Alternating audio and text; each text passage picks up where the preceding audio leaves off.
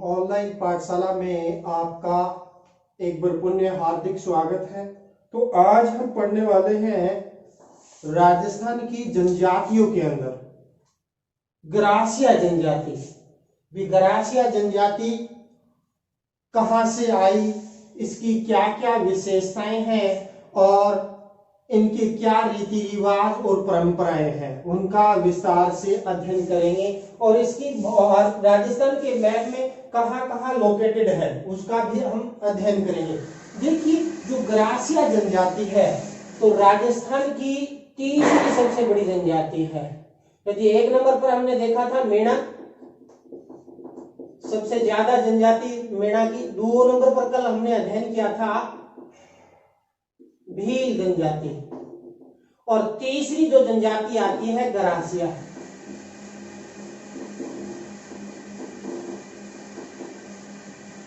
जो गरासिया जनजाति है वो राजस्थान की कुल जो जनजाति है उसके 6.70% जनसंख्या है वो गरासियों की पाई जाती। जैसे कल हमने देखा था कि भील राजस्थान की कुल जनजाति के लगभग 39% यानी लगभग 10 लाख भील पाए जाते हैं। उसी प्रकार गरासिया राजस्थान की कुल यानी जनजातियों में देखें तो भील, मेणा और भील के बाद तीसरी सबसे बड़ी जनजाति है। और ये जनजाति कहां से आई इसके बारे में भी डिस्कस करेंगे। तो देखिए, कर्नल टोड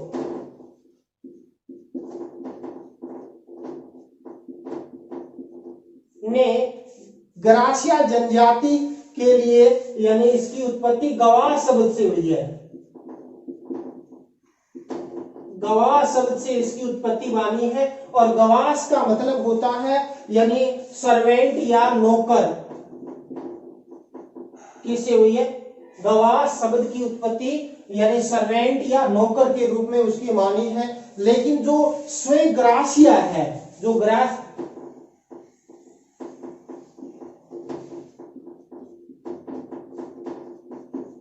स्वयं जो गरासिया जनजाति है वो अपने आप को भगवान राम के वंशज मानते हैं। किसके मानते हैं? भगवान राम के वंशज मानते हैं, और ये कहते हैं कि हमारा जो मूल स्थान था वो अयोध्या था। कहां? अयोध्या था, जहां श्री राम का जन्म मुख्य रूप से क्या है तो स्वयं गरासिया भगवान श्री राम के वंशज मानते हैं और अयोध्या को अपना आवास स्थान मानते हैं। लेकिन वर्तमान में जो सर्वेक्षण हुए उन सर्वेक्षणों के अकॉर्डिंग देखें तो इनका जो मूल स्थान है, गरासियों की मूल स्थान की जब बात आती है तो यानी गुजरात के अंदर बड़ोदरा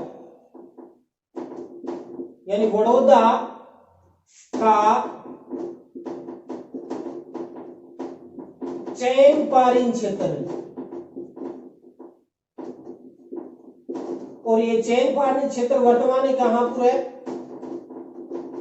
गुजरात में है। तो इस प्रकार यदि हम देखें तो कर्नल टोड ने यानी मुख्य रूप से जैसे हमने भीलों को देखा था वन पुत्र की संज्ञा दी थी, इसी प्रकार कर्नल टोड ने यानी जो गरासियों को गवास शब्द से इसकी उत्पत्ति मानी है, और गवास का मतलब होता है सर्वेंट या नौकर। लेकिन स्वयं जो गरासिया है, गरासिया जनजाति, वो भगवान श्री राम के वंशज मानते हैं और अयोध्या के रहने वाले ये बताते हैं। लेकिन जो वर्तमान में जो आधुनिक सर्वेक्षण हुए उन सर्वेक्षणों के आधार पर इसका मूल स्थान है बड़ौदा का चैनपारीन क्षेत्र, जो वर्तमान गुजरात के अंदर स्थित है। तो गरासिया जनजाति का ये तो जैसे चैनपारीन क्षेत्र गुजरात का,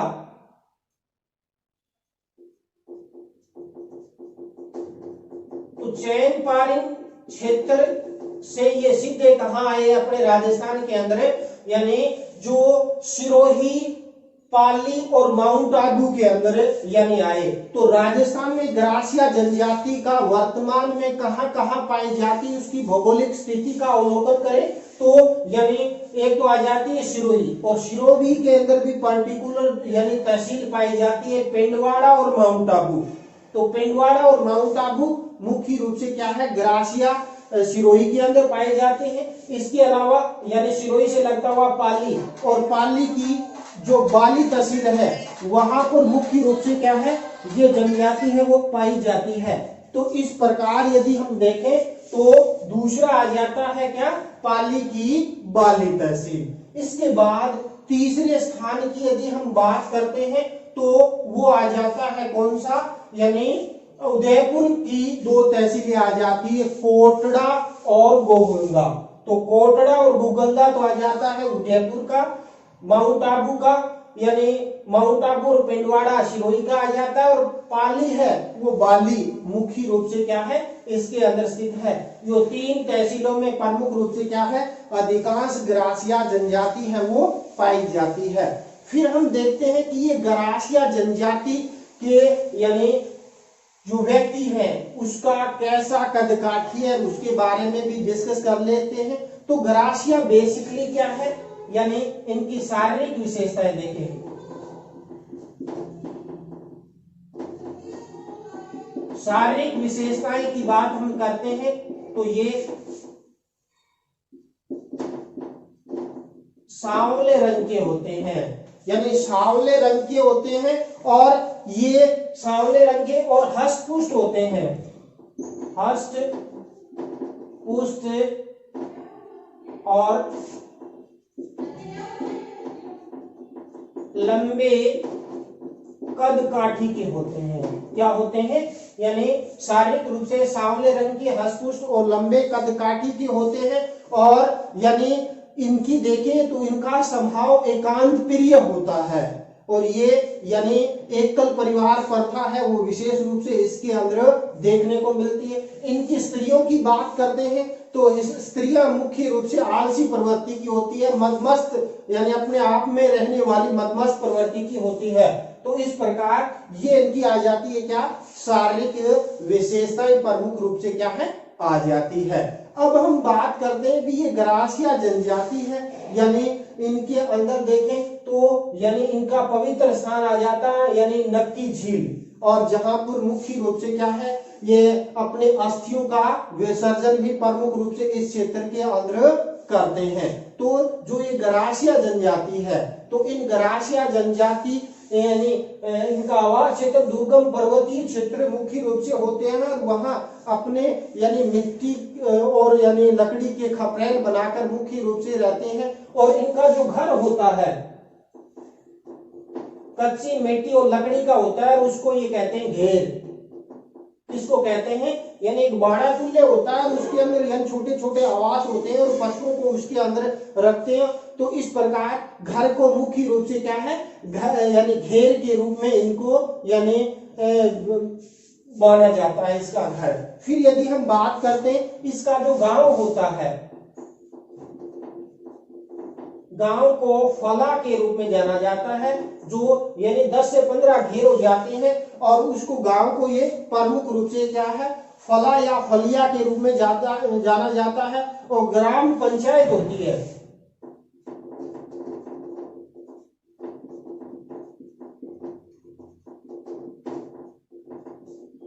जो ग्राम पंचायत का जो मुखिया होता है उसको बेसिकली किस नाम से जाना जाता है, सहलोद के नाम से जाना जाता है। किस नाम से, सहलोद के रूप में इसको परिभाषित किया। ग्राम पंचायत का मुखिया या वर्तमान में अपने सरपंच देखे तो वहां इस सरपंच को सहलोद कहते हैं, सहरिया जनजाति। और सहरिया जनजाति के अंदर एक सहकारी संस्था होती है।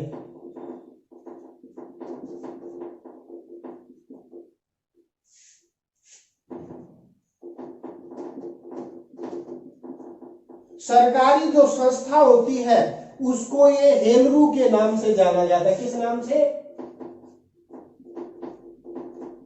तो सरकारी जो संस्था होती है, ये कई बार पूछा भी गया कंपटीशन एग्जाम में कि ग्रासिया जनजाति की सहकारी जो संस्था है उसको किस नाम से जाना जाता है, सहलरी। ग्राम पंचायत के मुखिया को किस नाम से जाते हैं, सहलोद के रूप में जाना जाता है। घर को किस नाम से जाना जाता है, उसको घेर के रूप में मुख्य रूप से क्या है, जाना जाता है। और ये जो ग्रासिया जनजाति है इसके अंदर देखें तो इनका जो घर है, इसका रहन सहन है, या गोदने गुदाने की प्रथा, इसके अंदर टेटू गुदाने की प्रथा, यानी ये भीलों के समान पाई जाती है। और ये मुख्य रूप से क्या है, यानी भीलों के साथ रहने के कारण इनकी यदि हम बात करते हैं, ये यानी इनकी दो प्रमुख जातियां हैं, वो प्रमुख रूप से क्या है पाई जाती है, जिसमें एक तो आ जाता है भील गरासिया, और दूसरा यदि हम बात करते हैं तो यानी गरासिया भील के रूप में इसको परिभाषित किया जाता है। तो उनका भी हम डिस्कस करेंगे। तो उससे पूर्व हम इसकी यदि हम बात करते हैं कि ये भोजन और वस्त्र क्या है इनके, तो गरासिया जनजाति का भोजन एवं वस्त्र की बात कर लेते हैं। तो गरासिया जनजाति दुर्गम पहाड़ी क्षेत्रों के अंदर प्रमुख रूप से रहते हैं। ये स्थानांतरित कृषि यानी प्रमुख रूप से करते हैं। तो वहां मुख्य रूप से क्या है, मक्का गेहूं की कृषि प्रमुख रूप से करते हैं। इसके अलावा कुछ मात्रा में चना भी बोया जाता है। तो ये मुख्य रूप से इनका खाद्यान्न है। इसके अलावा ये मांसाहारी हैं, मांसाहारी प्रवृत्ति के मुख्य रूप से क्या है पाए जाते हैं। तो ये प्रमुख रूप से क्या है, खरगोश है, हिरण है, मांस है, चीतल है, और यानी जो जंगल में पाए जाने वाले छोटे जीव हैं उनका भक्षण कर यानी अपना यानी गुजारा ये करते हैं। तो इसका जो यानी क्योंकि अधिकांश जो गरासिया 85% गरासिया कृषि में लगे हुए हैं, और अन्य जो ढोर चराने के अंदर अन्य कार्यों के अंदर यानी लकड़ी काटना है, या मुख्य रूप से यदि हम बात करते हैं शिकार करने का कार्य प्रमुख रूप से क्या है करते हैं। तो इस प्रकार यानी इसका भोजन तो मक्का गेहूं चना, और इसके अलावा यदि हम बात करते हैं इनके यानी वस्त्रों की, तो पुरुष तो धोती, पुरुष तो क्या पहनेंगे, धोती कुर्ता पहनते हैं। इसके अलावा यानी सिर पर अंगरखी बांधते हैं, अंगरखी का प्रयोग यानी करते हैं। वहीं महिलाओं की बात करते हैं तो महिलाओं में देखें तो ये मुख्य रूप से क्या है, यानी पेटीकोट, घाघरा और लहंगा, पेटीकोट, घाघरा और लहंगा पहनती है। इसके अलावा यानी ये सोने चांदी के आभूषण भी पहनती है। इसके अलावा यानी प्रमुख रूप से क्या है, हाथी दांत और लाख की चूड़ियां पहनती है।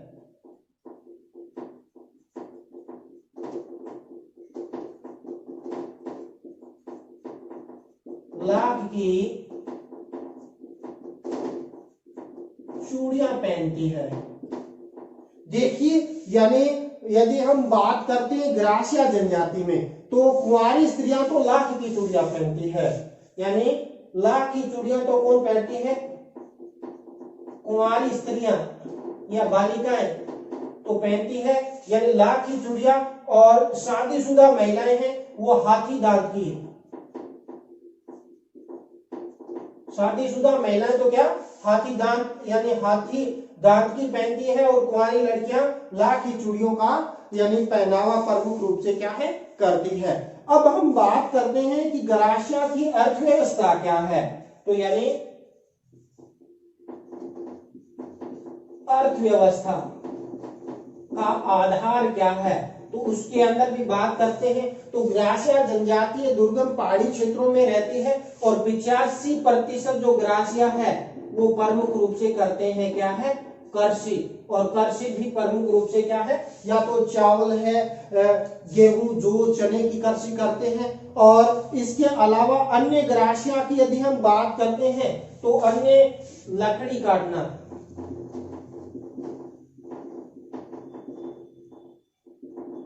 ढोर चराने, शिकार करने का कार्य करते हैं। इसके अलावा वर्तमान में इनमें ईसाई मिशनरियों का प्रभाव पड़ा है। तो इसके कारण इसमें यानी धर्म परिवर्तन की प्रवृत्ति भी देखने को मिलती है। शहरीकरण के कारण खनन कार्यों के अंदर भी लगे हुए कुछ ग्राह्य, कुछ सरकारी जॉब में भी धीरे धीरे इनका रुझान है वो पड़ा है। तो ये प्रमुख रूप से कर से 85% करते हैं, लकड़ी काटना, ढोर चराने और शिकार करने। इसके अलावा यानी मुख्य रूप से खनन कार्य के अंदर में लगे कुछ मजदूरी कर भी प्रमुख रूप से क्या है यानी करते हैं। तो ये इनकी अर्थव्यवस्था का प्रमुख आधार आ जाता है। अब हम बात करते हैं सामाजिक प्रथा क्या है इनकी।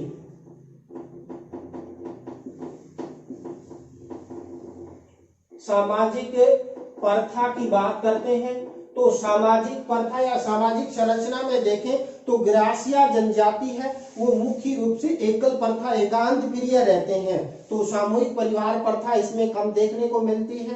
पितृ प्रधान यानी सामाजिक स्थिति इसके अंदर प्रमुख रूप से क्या है देखने को मिलती है। और ग्रासीय में बहुपत्नी प्रथा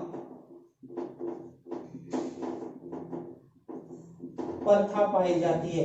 तो बहुपत्नी यानी एक से ज्यादा विवाह है प्रमुख रूप से क्या है ग्राह्य करते हैं। और विधवा विवाह प्रचलित है यानी विधवा पुनर्विवाह प्रचलित है। तो विधवा पुनर्विवाह प्रथा इसमें यानी एक अच्छी है कि विधवा पुनर्विवाह प्रथा प्रचलित है वो प्रमुख रूप से क्या है पाई जाती है। और इसके अंदर भी क्या है यदि हम बात करते हैं ग्रासीय जनजाति की तो इसमें विवाह की जब बात आती है तो ग्रासीय जनजाति के अंदर यानी 4 प्रकार के विवाह प्रचलित है। नंबर 1 आता है मोरबंदिया।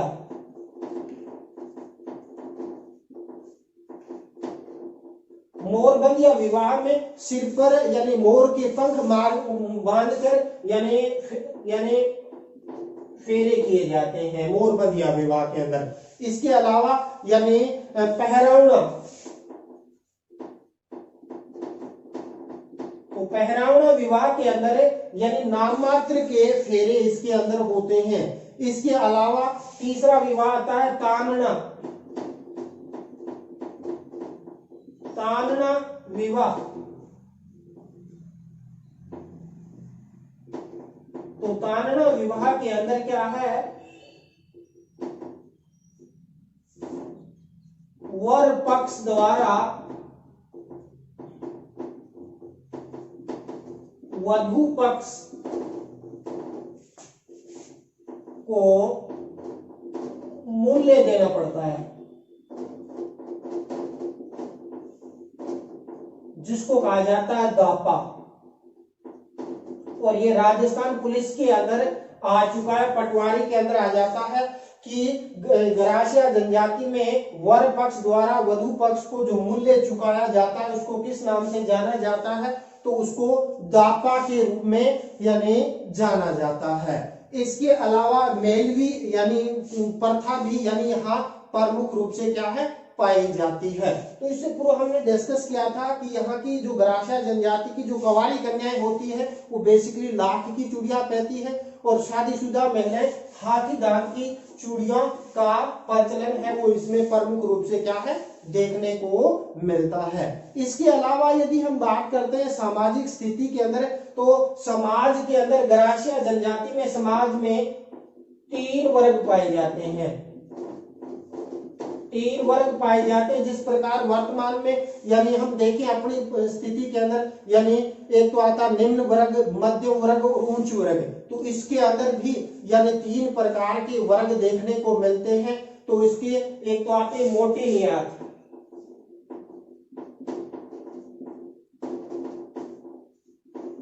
तो मोटी नियात से नाम से सब होता है मोटा मानी यानी जो उच्च वर्ग होता है धन संपन्न वर्ग होता है उसको मोटी नियात के रूप में नाम से जाना जाता है। इसके अलावा यानी नेकी नियात, नंबर 2 क्या होता है नेकी नियात। और तीसरा यदि हम बात करते हैं तो निचली नियात।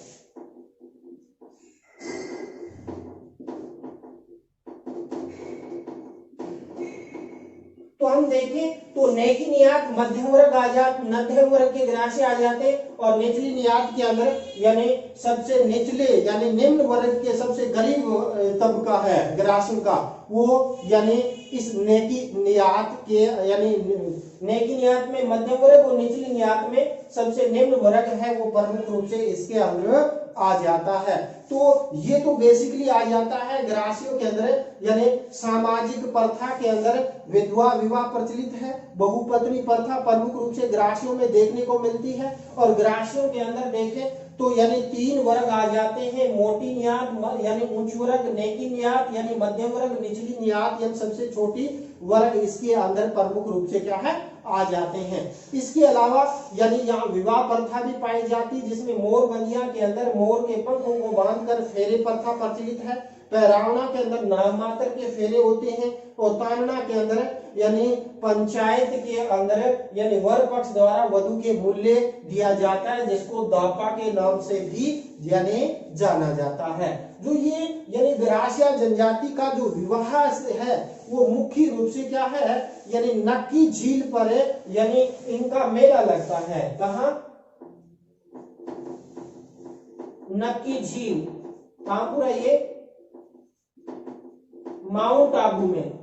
तो माउंट आबू में नक्की झील पर मेले के अवसर पर ये अपने यानी वर वधु के को मुख्य रूप से क्या है चुनने का कार्य करते हैं। तो इस प्रकार ग्रासिया जनजाति के अंदर यानी प्रमुख रूप से हम रीति रिवाज की जब बात आती है तो रीति रिवाज के अंदर देखें तो ग्रासिया जनजाति शिव की पूजा भी प्रमुख रूप से करते हैं।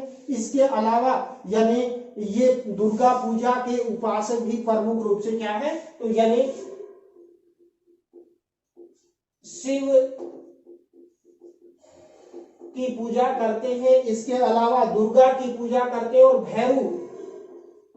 भैरू बाबा की पूजा प्रमुख रूप से क्या है करते हैं। तो इस जनजाति के अंदर यदि हम बात करते हैं तो मुख्य रूप से क्या है अंधविश्वास इनमें भी पाया जाता है, और ये पवित्र यानी सफेद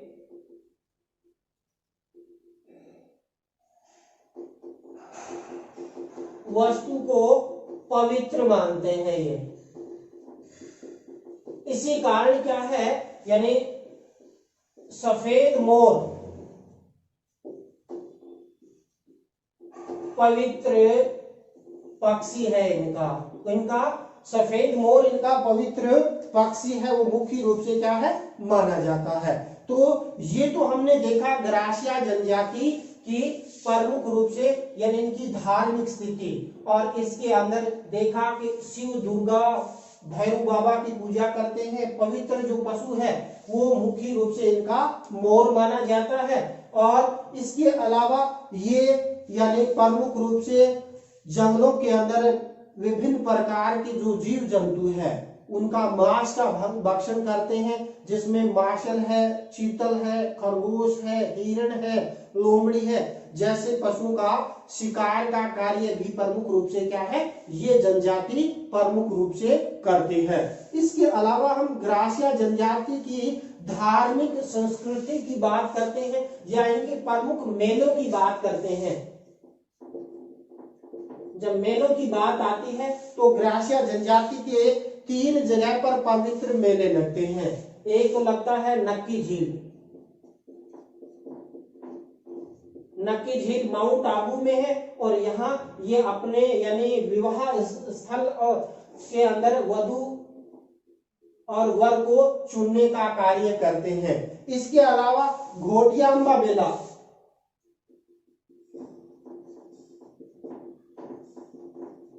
घोटियांबा मेला है वो बांसवाड़ा के अंदर लगता है। कहाँ लगता है घोटियांबा मेला? बांसवाड़ा के अंदर प्रमुख रूप से क्या है इनका यानी मेला है वो लगता है। इसके अलावा चित्र विचित्र मेला,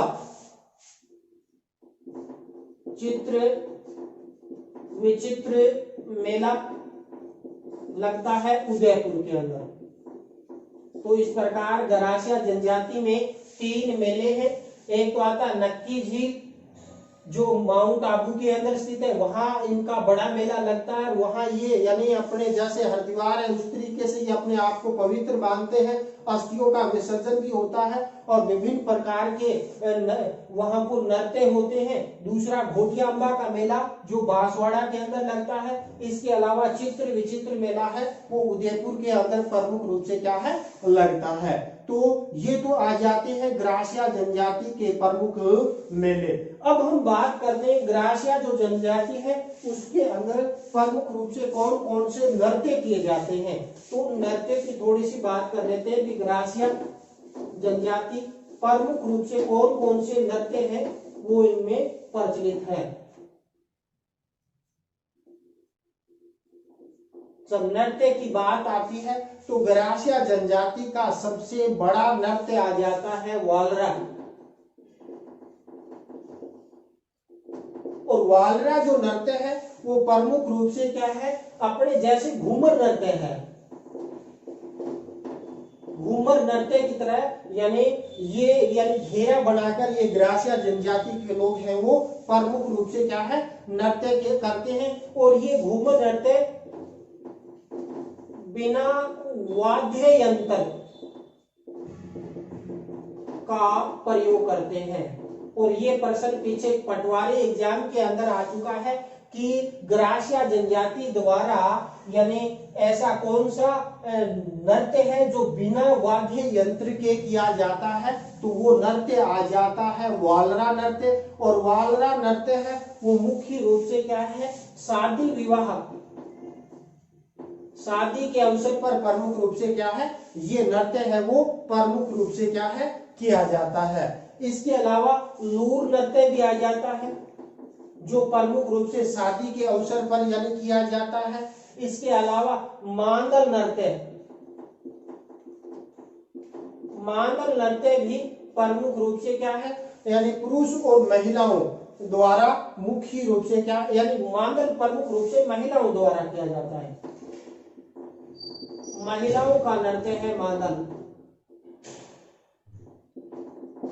इसी प्रकार यदि हम बात करते हैं तो मोरिया नृत्य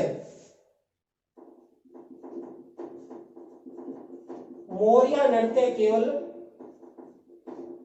पुरुष लोग ही करते हैं। कौन करते हैं तो मोरिया नृत्य किया जाता है पुरुषों के द्वारा। इसके अलावा यानी कूद नृत्य है वो भी बिना वाद्य यंत्र के किया जाता है। इसके अलावा अन्य नृत्यों की बात करते तो रायण नृत्य भी आ जाता है। तो रायण नृत्य की बात करते हैं तो यह युगल नृत्य है। युगल नृत्य प्रमुख रूप से क्या है किया जाता है।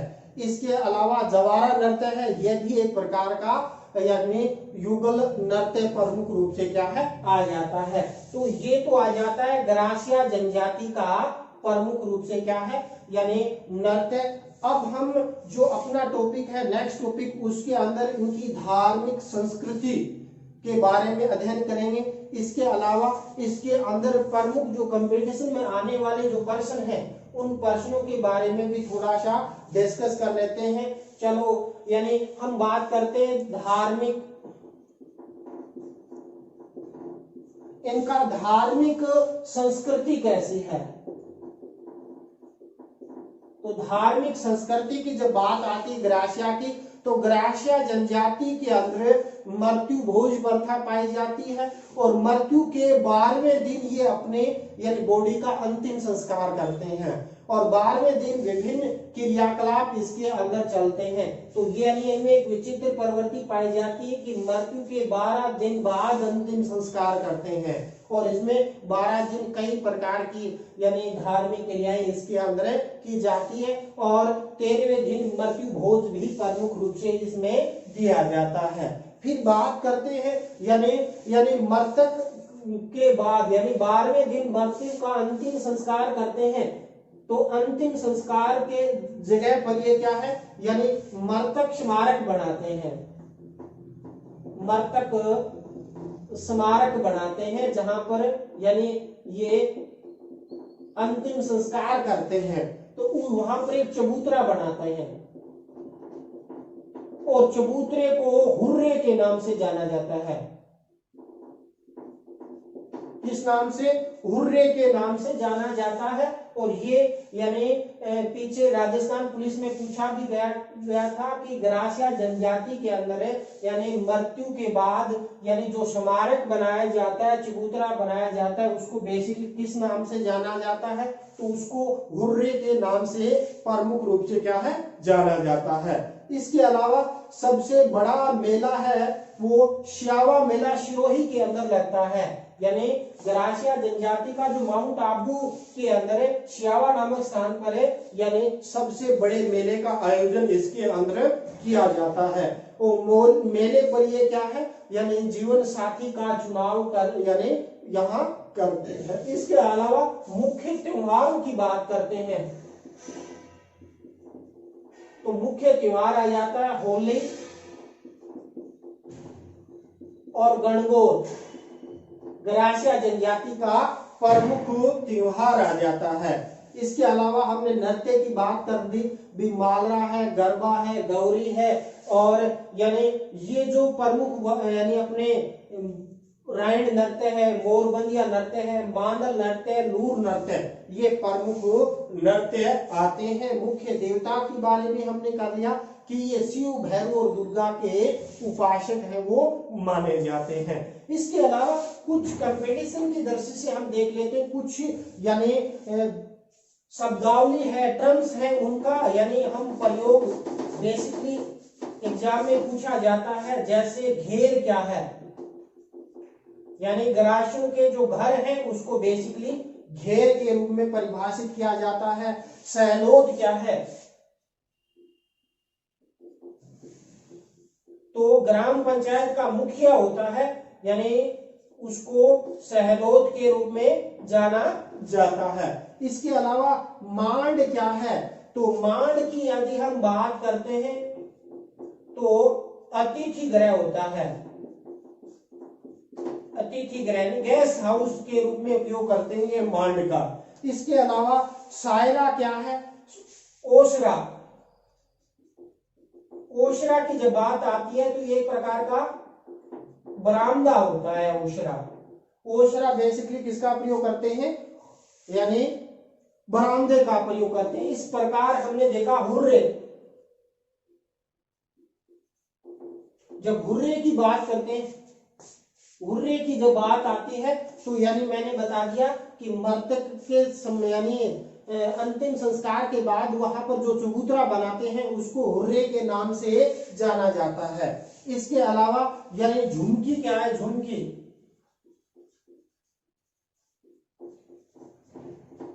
पुरुषों की कमीज को बेसिकली झुमकी के रूप में जाना जाता है। इसके अलावा हंसली या पतला जो गले में पहनने वाली जो हंसली है। इसके अलावा यानी मोर क्या है? ग्रासियों का पवित्र पशु है। मोर ग्रासियों का पवित्र पक्षी है मोर। और सफेद जो चीज होती है, चाहे वो सफेद खरगोश हो, उसको बड़ा पवित्र मानते हैं। इसके अलावा यदि हम बात करते हैं माटला क्या होता है? और यानी माटला यानी छोटे अनाज रखने वाला होता है और मटकी के रूप में उसको परिभाषित करते हैं। तो इस प्रकार यदि हम देखें तो ये टर्म्स आ जाती है जिसके बारे में कई कंपटीशन एग्जामों में पूछा जाता है। तो वर्तमान के अंदर चाहे वो पटवारी एग्जाम हो या रेट के एग्जाम, इससे संबंधित ये वीडियो काफी महत्वपूर्ण रहने वाला है। इसके अलावा बीए पार्ट सेकंड के अंदर गरासिया जनजाति की यानी मुख्य रूप से कला संस्कृति, कृषि संस्कृति और परंपराएं क्या क्या पाई जाती, उस पर भी बड़ा प्रश्न इसके अंदर प्रमुख रूप से क्या है? पूछा जाता है। तो इस प्रकार यदि हम देखें तो गरासिया जनजाति मुख्य रूप से क्या है? घोड़ा बाऊजी इनका एक पवित्र देवता के रूप में भी प्रमुख रूप से क्या है? पूजन करते हैं। तो ये जो गरासिया जनजाति स्वयं को अपने चौहान राजपूतों के वंशज मानती है। इसको यानी चौहान राजपूतों के वंशज वे बताते हैं कुछ ग्रासिया। इसी कारण जो ग्रासिया जनजाति है उसके आगे आपको यानी Parmar gratia, Solanki gratia, Gehlot gratia के रूप में मुख्य रूप से क्या है इनको परिभाषित है वो किया जाता है।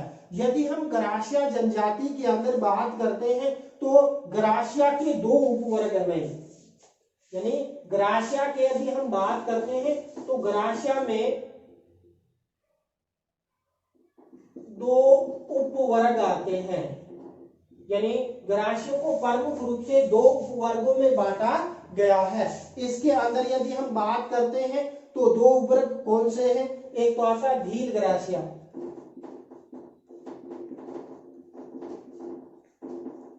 कौन सा आ जाता है, यानी एक नंबर पर तो आ जाता है भील ग्रासिया और दूसरे नंबर पर आ जाता है गमेती ग्रासिया।